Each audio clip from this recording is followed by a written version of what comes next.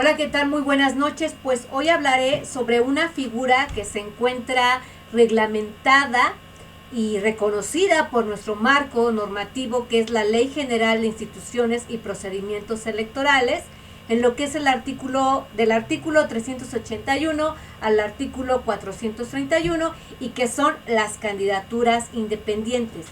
Y siguiendo con esta compilación de videos y de información electoral, abordábamos anteriormente lo que es el financiamiento público a los partidos políticos.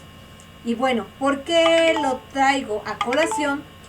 Porque es muy importante saber que las candidaturas independientes, aunque están reguladas por la ley en la materia, también yo les comentaba que si algo hay que cambiar en la ley electoral es precisamente en cuanto a los requisitos que se requieren para establecer el registro de candidatos o candidatas independientes.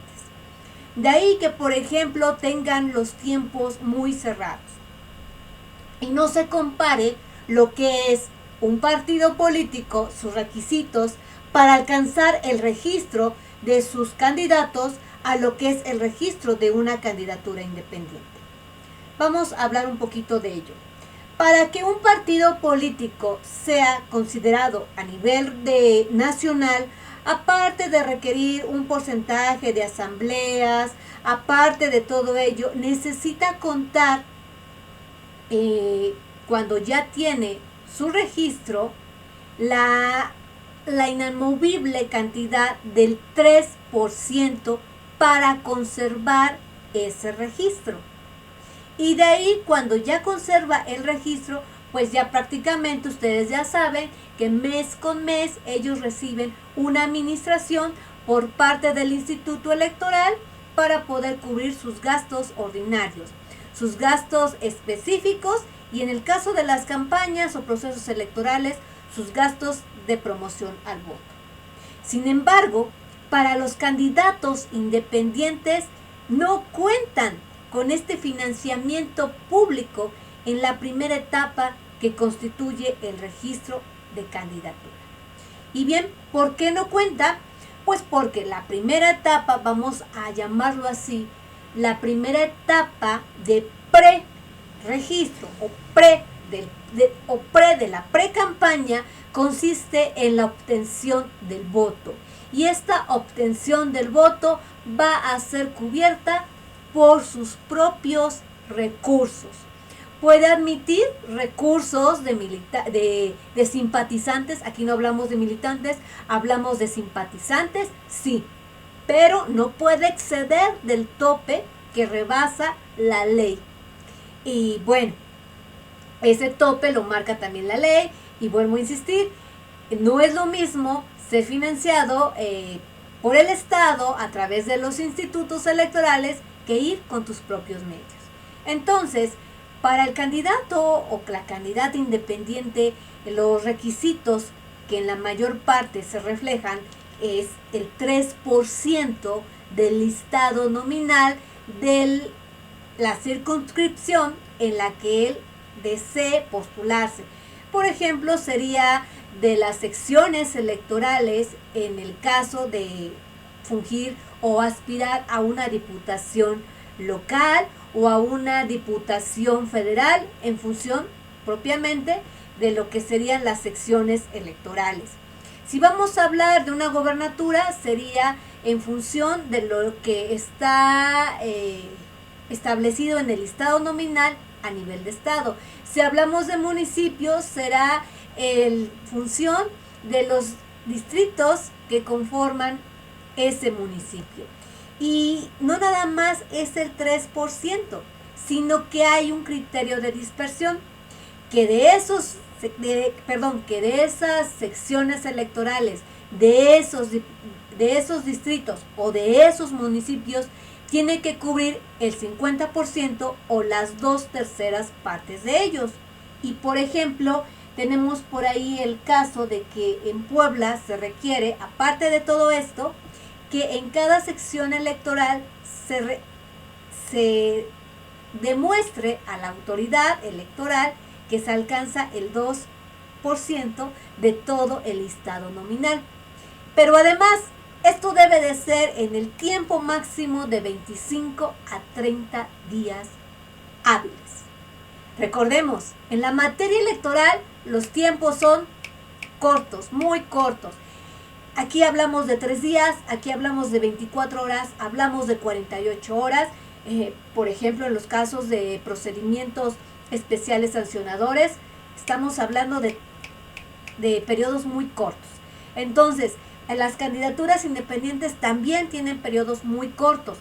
Entonces, es por eso que era necesario hablarles de las candidaturas independientes. Pero ¿por qué hablarles de las candidaturas independientes en estos momentos? Porque a razón de lo que se ha venido sucediendo tanto en los procesos de participación directa como lo ha sido la consulta popular y como lo ha sido la revocación de mandato y propiamente lo que es la participación de representación en los procesos electorales que hemos vivido en algunas entidades federativas, hemos visto que lo que ha prevalecido es el abstencionismo. ¿Y a qué se debe esto? Es a que ya no confían en los políticos, a que ya no confían en los partidos políticos. ¿Cuál ha sido la razón por la cual la ciudadanía simplemente se quedó en sus casas, mirando la tele, quizás en alguna fiesta, quizás no lo sabemos, pero nunca fue a emitir lo que es su obligación y su derecho como ciudadano mexicano?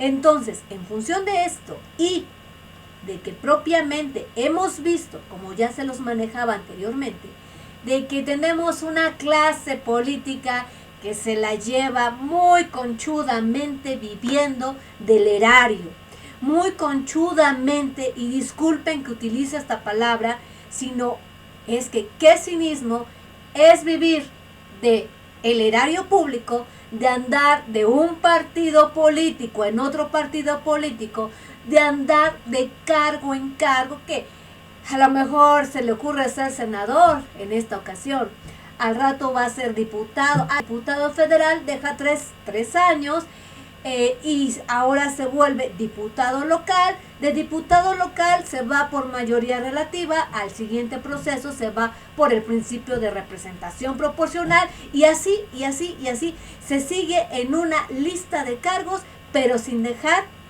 propiamente lo que es el financiamiento público que se les otorga a los partidos políticos. Y en cambio, un candidato independiente debe de cubrir de su propio bolsillo lo que les dije que son los 4 pasos o las 3 etapas, que sería propiamente la convocatoria, los actos previos a la obtención del voto, lo que es ya la obtención del voto para llegar al registro.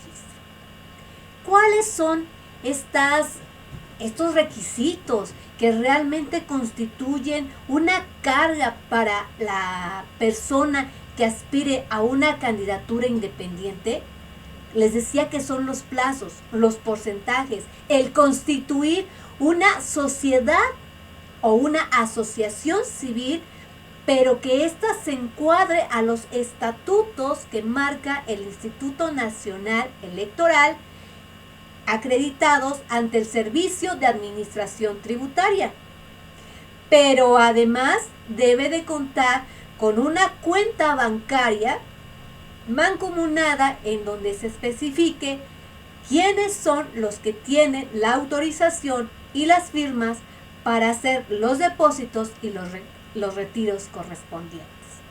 Más aún, este candidato o candidata independiente debe ya empezar a manejar lo que es propiamente el catálogo de cuentas que se maneja por parte del Instituto Nacional Electoral en cuanto a la fiscalización de los gastos.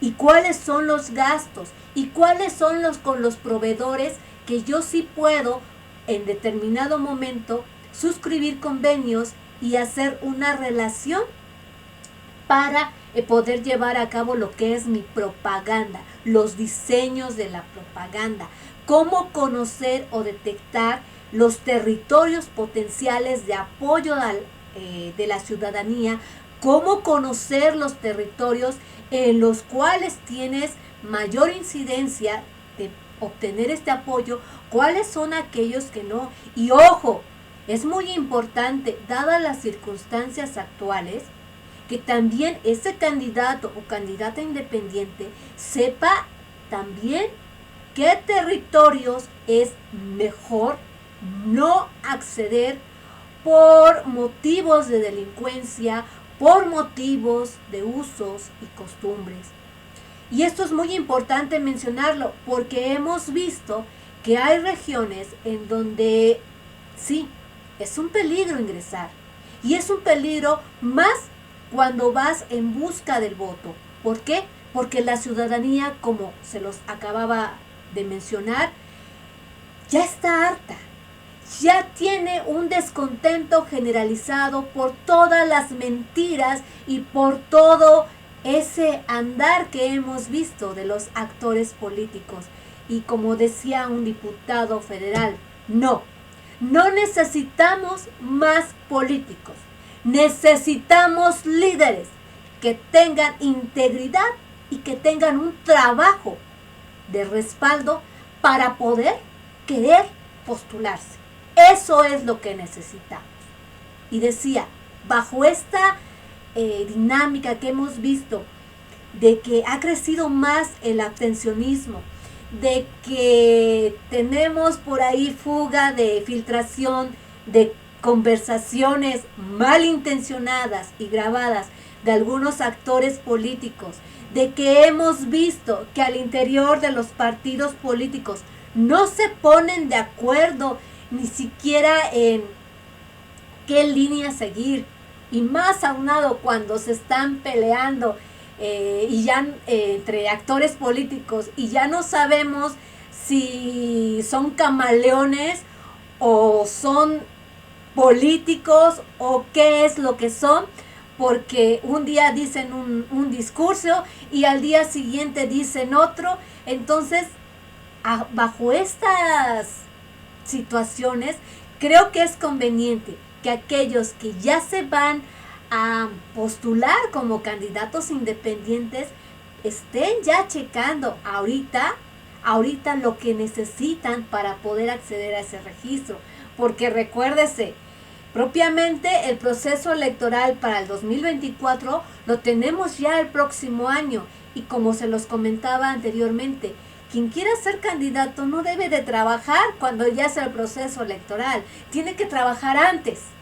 Y tiene que trabajar antes para saber todas estas situaciones que yo les he comentado, conocer territorios, conocer estrategias, conocer proveedores, conocer quiénes son tus aliados, conocer esas encuestas, con quién las vas a contratar, porque es muy fácil contratar servicios de una casa encuestadora, pero una casa encuestadora que tenga el reconocimiento y el aval por parte de los institutos electorales es hablar de otro tema, y precisamente es hablar de esa confianza que debes de tener o de esa mejor no participación como candidato o candidata independiente.